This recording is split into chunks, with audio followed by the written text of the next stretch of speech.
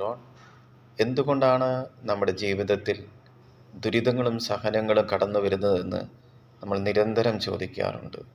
നമ്മുടെ ജീവിതത്തിലേക്ക് കടന്നു വരുന്ന ദുരിതങ്ങളും സഹനങ്ങളും എന്തുകൊണ്ടാണ് എന്ന് വളരെ സിമ്പിളായിട്ട് ഡാനിയേലച്ചൻ പറഞ്ഞു തരുന്നത് നമുക്കൊന്ന് കേൾക്കാം. ഉദാഹരണം പറയാം. അതായത് ഒരു വല്യപ്പൻ ട്രെയിൻ കയറാൻ വേണ്ടി, ഒരു വല്യപ്പൻ ശ്രദ്ധിച്ചിട്ടുണ്ടോ? നല്ല ഉദാഹരണം. ഒരു വല്യപ്പൻ ട്രെയിൻ കയറാൻ വേണ്ടി പിന്നെ ബസ് സ്റ്റാൻഡിൽ പോയാൽ പറ്റത്തില്ല. ട്രെയിൻ കയറാൻ എവിടെ പോകണം? ട്രെയിൻ കയറാൻ ബസ് സ്റ്റാൻഡിൽ പോയാൽ പറ്റുമോ? റെയിൽവേ സ്റ്റേഷനിൽ പോകണം. അപ്പോൾ റെയിൽവേ സ്റ്റേഷനിലേക്ക് ചെന്നിട്ട് അതിങ്ങനെ ചോദിക്കണം. ഉദാഹരണത്തിന് പാലക്കാടേക്കുള്ള ട്രെയിൻ, ഒറ്റ ട്രെയിനേ ഉള്ളെന്ന് വെച്ചോ. ഇപ്പോൾ പത്തനംതിട്ട റെയിൽവേ സ്റ്റേഷൻ ഉണ്ടെന്ന് വെച്ചോ. പത്തനംതിട്ട റെയിൽവേ സ്റ്റേഷനിൽ നിന്ന് പാലക്കാടേക്ക് ഒറ്റ ട്രെയിനേ ഉള്ളൂ. അപ്പൊ ഈ വല്യപ്പൻ വെപ്രാളപ്പെട്ട് വരികയാണ്. ദൈവം ഇത് കിട്ടുമോ എന്ന് ഓർത്ത് നടക്കാനൊന്നും വയ്യ, വാദമാണ്. പിന്നെ ഈ പത്തനംതിട്ട ജില്ലയിൽ ചിക്കൻ കുനിയ വന്നിട്ടുണ്ട് പണ്ട്, അല്ലേ? എനിക്ക് വന്നിട്ടുണ്ട്, ഞാൻ ഇവിടെ ആയിരുന്ന സമയത്ത് തണ്ണിത്തൊട്ടിന് വന്നിട്ടുണ്ട്. അപ്പൊ അതുകൊണ്ട് ഈ പിന്നെ നടക്കാനൊന്നും വയ്യ, ജോയിന്റ് പെയിൻ ആണ്.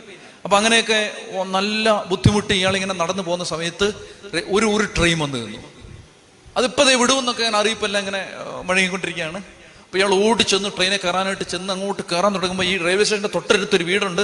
അപ്പോൾ ഇതാണോ നമ്മുടെ ട്രെയിൻ? ഇനി ട്രെയിൻ വല്ലതും മാറി കയറുമോ? ടിക്കറ്റ് എടുത്തിട്ടില്ല. അങ്ങനെയുള്ള ഒത്തിരി ടെൻഷൻസ് ഇയാളുടെ മനസ്സിലുണ്ട്. അപ്പോൾ ഈ വീടിൻ്റെ മുൻപിൽ ഒരു ഗേറ്റിൻ്റെ ഒരു പാളി തുറന്നിട്ട് ഒരു ചെറുപ്പക്കാരൻ ഒരു പട്ടിയെയും പിടിച്ചുകൊണ്ട് നിൽപ്പുണ്ട്.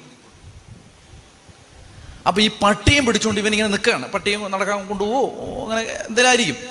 അപ്പോൾ പട്ടിയും പിടിച്ചുകൊണ്ട് നിൽക്കുന്ന സമയത്ത് ഈ വല്യപ്പ ചോദിച്ചു, മക്കളെ ആ ട്രെയിൻ ഏതാടാന്ന് ചോദിച്ചു. അത് ഇങ്ങോട്ടുള്ള ട്രെയിനാണ്. അപ്പോൾ ഈ പയ്യൻ പറഞ്ഞു, വല്യപ്പ അത് പാലക്കാടിനുള്ള ട്രെയിനാന്ന് പറഞ്ഞു. അയ്യോ പാലക്കാട് മോനെ, ഇനി അടുത്ത ട്രെയിൻ എപ്പോഴാണ്? അപ്പോൾ പറഞ്ഞു, വല്യപ്പ അതിനി നാളെ ഉള്ളെന്ന് പറഞ്ഞു. എൻ്റെ പൊന്നു മോനെ, അതിപ്പോ വിടുവോടാ? വിട്ടെന്ന് പറഞ്ഞു. ദൈവമേ, ട്രെയിൻ പോവല്ലോ എന്ന് പറഞ്ഞുകൊണ്ട് ഈ വല്യപ്പൻ ഓടിപ്പോവാൻ നേരത്ത് ഇവൻ ഈ പട്ടി അഴിച്ചു വിട്ടു. മനസ്സിലായോ? അപ്പൊ പട്ടിയെ അഴിച്ചു വിട്ടു. വല്യപ്പൻ ട്രെയിനിലോട്ട് കയറാനായിട്ട് വെപ്രാളപ്പെട്ട് പോകുന്ന സമയത്ത്, ഇതൊരു സിനിമയാണെങ്കിൽ ഇതിന്റെ അടുത്ത സീൻ എന്താണെന്ന് ഞാൻ പറയട്ടെ. വല്യപ്പൻ ട്രെയിനകത്തിരിക്കുക, അടുത്ത സീൻ അതാണ്. അപ്പൊ ഇയാൾ ഈ ട്രെയിനിലിരുന്ന് ഇങ്ങനെ കഥച്ചുകൊണ്ട് ഈ ജനാലയിലൂടെ വെളിയിലേക്ക് നോക്കിയിട്ട്, മഹാഭാവി, എന്തിനാടാ നീ പട്ടി അഴിച്ചു വിട്ടത്? നിന്നോട് ഞാൻ വഴി ചോദിച്ചല്ലേ ഉള്ളൂ, നിന്നോട് ഞാൻ വല്ലതും ചെയ്ത് എന്തിനാണ്? അപ്പൊ ഈ ചെറുക്കൻ ചിരിച്ചോണ്ട് പറഞ്ഞു, പട്ടിയെ അഴിച്ചു വിട്ടുകൊണ്ട് വല്യപ്പൻ ട്രെയിനകത്തിരിക്കുന്നു എന്ന് പറഞ്ഞാൽ, ഇന്ന് ഈ പള്ളിക്കകത്ത് പലരും ഇരിക്കുന്നതിന്റെ കാരണം എന്താണെന്നറിയോ? ഒരുപാട് പേര് പട്ടി അഴിച്ചു വിട്ടോണ്ടാ. നിങ്ങൾ മനസ്സിലായോ? പിടികിട്ടിയോ? അതായത് എടാ, നിന്റെ ജീവിതത്തിൽ ദുരിതം ഉള്ളോണ്ടാണ് ഒന്ന് നീ ദൈവത്തെ വിളിക്കാൻ തുടങ്ങിയത്, അല്ലേ? ആണോ? ആണ്. ഞാനും അങ്ങനെ, നിങ്ങളും അങ്ങനെ. നമ്മൾ ദൈവത്തെ വിളിക്കാൻ നമ്മളെ ഈ പട്ടി അഴിച്ചു വിട്ടോണ്ടാന്നേ.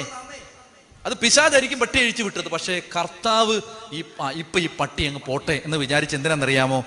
ഇതുകൊണ്ട് ഇവന് ഗുണമുണ്ടാവും, ഇവന്റെ തലമുറയ്ക്ക് ഗുണമുണ്ടാവും, ഇവന്റെ അനന്തരാവകാശികൾക്ക് ഗുണമുണ്ടാവും. പ്രിയപ്പെട്ട സഹോദരങ്ങളെ, നിങ്ങൾ ശ്രദ്ധിച്ച്, അതായത് ഒരു കാര്യം, ലോകത്തെ ഏറ്റവും മാനവരാശി ചെയ്ത ലോകത്തെ ഏറ്റവും മോശപ്പെട്ട സംഭവം എന്താണെന്നറിയോ? മനുഷ്യൻ ചെയ്ത ലോകത്തെ ഏറ്റവും പന്ന കാര്യം എന്താ? ലോകത്തെ രക്ഷിക്കാൻ വേണ്ടി ദൈവം ഇറങ്ങി മനുഷ്യനായി വന്നപ്പോൾ ആ മനുഷ്യനെ പിടിച്ച് കുരിശെ തറച്ച് കൊന്നു. ഇതാണ് ലോകം ചെയ്ത ഏറ്റവും വലിയ ദ്രോഹം, ലോകം ചെയ്ത ഏറ്റവും വലിയ പാപം. ഇനി ഞാൻ ഒരു കാര്യം കൂടെ ചോദിക്കട്ടെ.